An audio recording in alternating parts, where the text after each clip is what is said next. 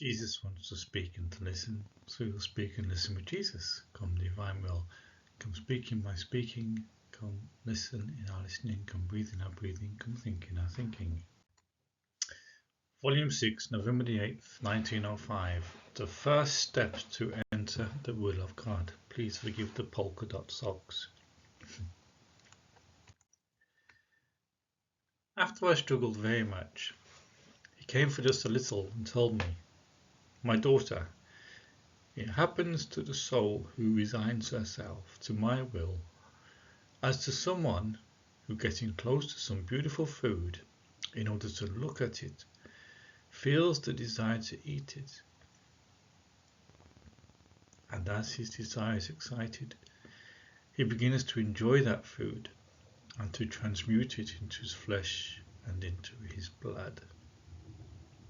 I confess that when I'm looking at delicious food, I'm not really thinking about transmuting it into my flesh and blood, but the Lord will have his way of speaking. I also felt it was a bit, questionable of Jesus here.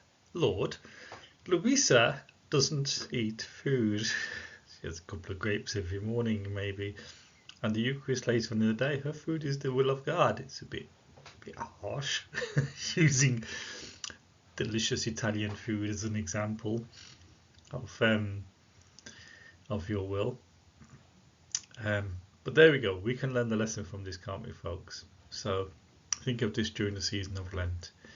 Getting close to some beautiful food in order to look at it, feels the desire to eat it, so the appetite is stirred. So think about this in terms of resignation.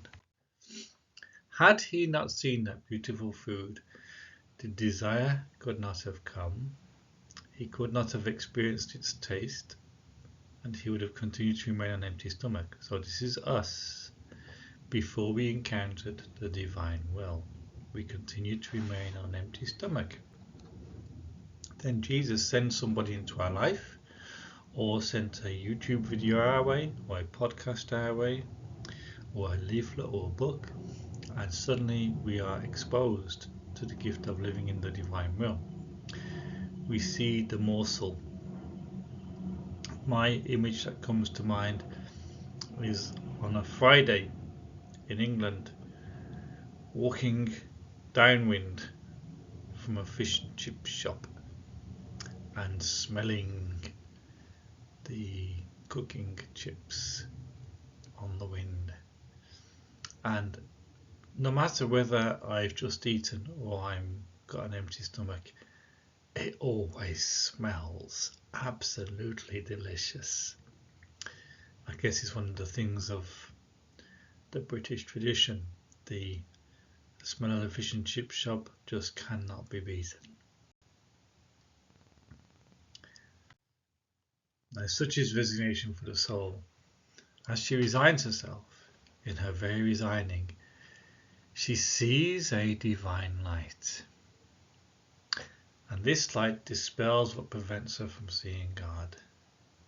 Okay, the light dispels what prevents you from seeing God, whatever's blocking the vision. So this is resignation for the soul, okay? What is that divine light like? It's like I expect you've all probably got a different experience of it. But it's like something that happens to the soul, and it causes everything else for a moment to become a shadow. And it's such a subtle thing that the soul can experience, that the faculties can be temporarily suspended. There is no thinking, there is no thought of self, there's a forgetfulness of the weather, the exteriority, things of the exterior. The soul is momentarily enraptured with God. So it sees God.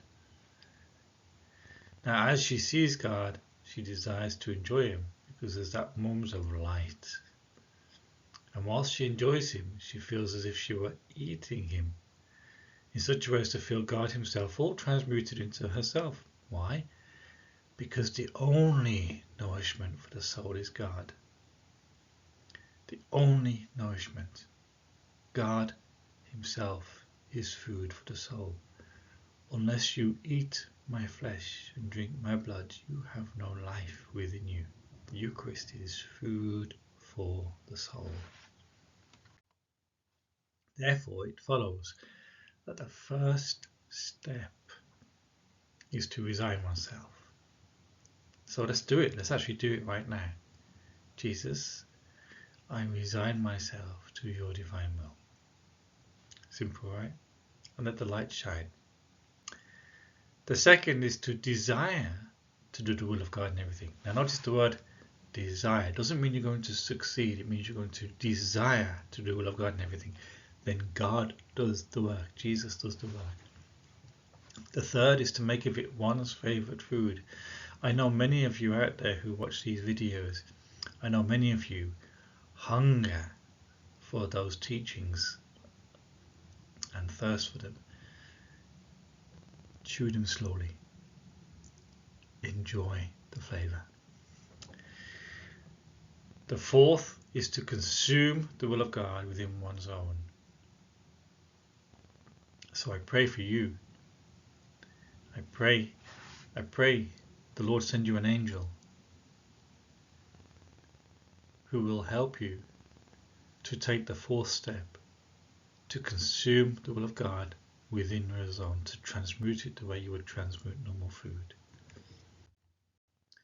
But if one does not take the first step, he will remain empty of God. And that first step, so simple, I resign myself.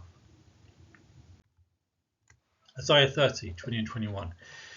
He, your teacher, will no longer hide himself. Jesus had to hide himself because of our sin. But your eyes will see your teacher. Take a look at the divine mercy image. Look at him with the eyes of your soul. Your eyes will see your teacher. And your ears will hear or hear behind you saying, this is the way, walk in it, whenever you turn to the right or to the left. So this is Jesus with Louisa's writings, which were written in the past, for you today. And Jesus is telling you, this is the way, walk in it. Peace be with you all. Fiat voluntas tua.